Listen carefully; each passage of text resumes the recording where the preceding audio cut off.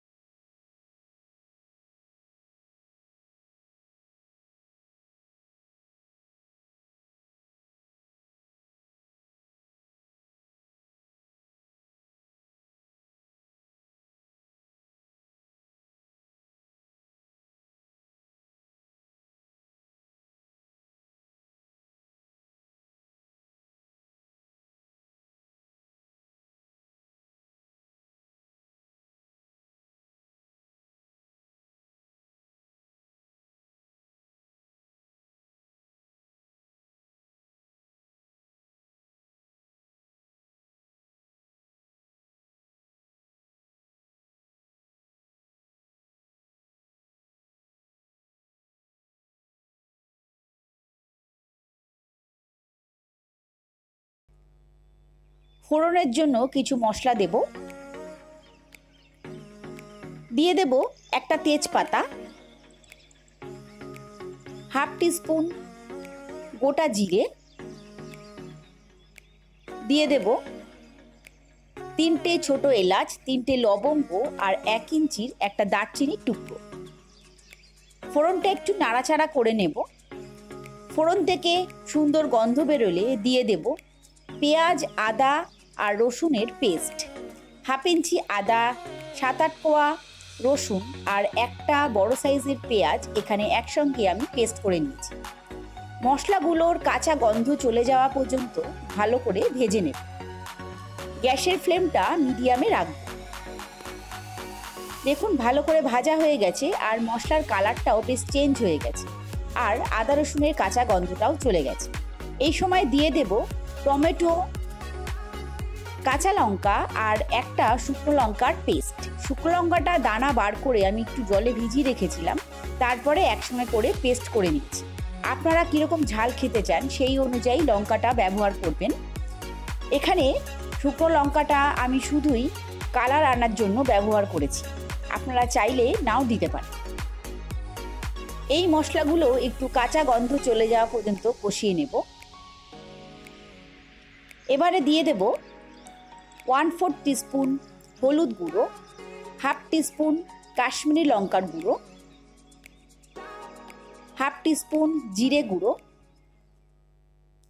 আর দিয়ে দেব একটুখানি জল, যাতে মশলাটা পুড়ে না যায়।